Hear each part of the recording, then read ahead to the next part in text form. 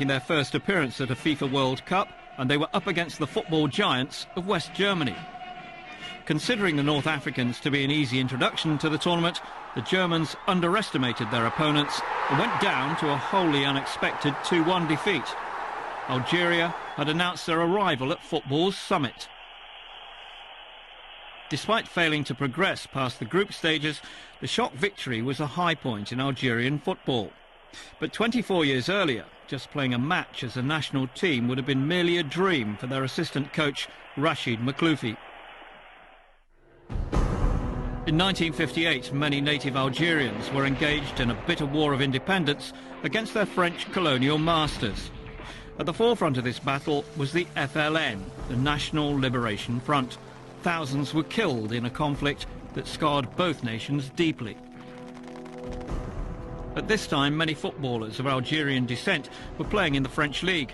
Some, like Saint-Étienne forward Rachid Makhloufi, had even represented the French national team. So a plan was formed to bring the war in Algeria to the collective attention of a largely oblivious French public. This team wasn't formed just to play football. It was formed to give the French people an idea of what had been happening in Algeria between 1954 and 1958. Things had been hidden from them. They weren't aware of this war. That's why the National Liberation Front formed this team, to give them an idea of the seriousness of what was going on. In a meticulously planned operation, players of Algerian heritage were contacted by the FLN and asked to serve their homeland. It would mean fleeing France and abandoning what for many were good positions with major French clubs to form an Algerian national team. The FLN began getting in touch with all the players in France, one by one. That way they could prepare themselves to leave France and head for Tunisia, where they'd all meet. During that time, the FLN football team began to take shape. That's how it started, and thank God, that's how we carried on. Rachid Makhloufi had just won the French championship with Saint-Étienne and had been selected as a member of the French national squad who were about to go to the 1958 FIFA World Cup in Sweden. He faced a life-changing decision. We decided to reject it all. In spite of our selection, and in spite of the potential fame, money and wealth we could have earned, we went to join up with the National Liberation Front.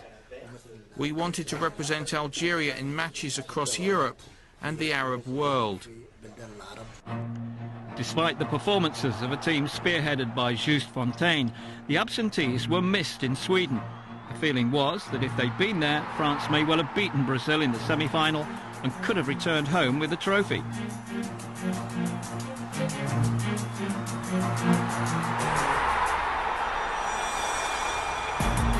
They might have missed out on potential World Cup glory, but to the players the situation in Algeria was so severe they felt determined they had to do whatever they could to help.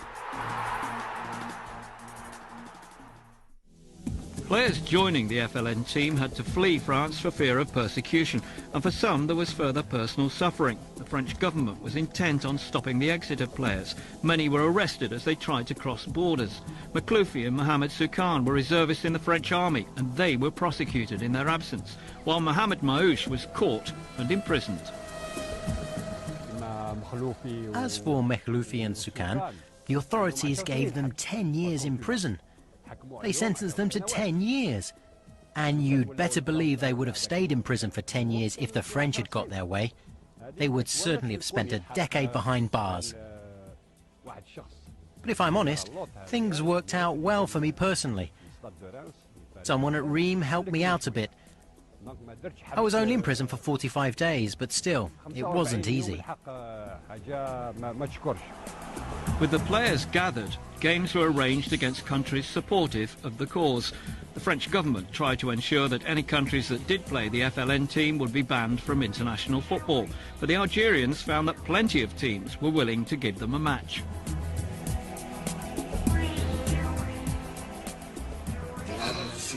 We played 67 or 68 games, and we only lost 11. We were an excellent team. We played all over the Arab world. We played in Jordan, Baghdad, Palestine, Tunisia, Morocco, Libya. We played in other countries too. These were all countries which welcomed us with open arms.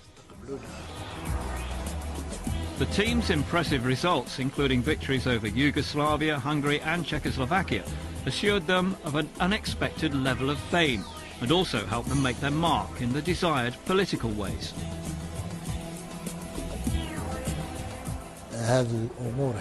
These issues allowed the Algerian Revolution to progress a great deal. As one of the leaders of the National Liberation Front, Farhat Abbas, said, the Algerian Revolution advanced 10 years after the football players left their homes for Tunis. Though the results were important, the message that the team represented was the overriding factor. The aim was to gain recognition, both for the fight for liberation and for Algeria as an independent country. Everywhere we played, the national anthem was played and the Algerian flag flew. Otherwise, we would not have played.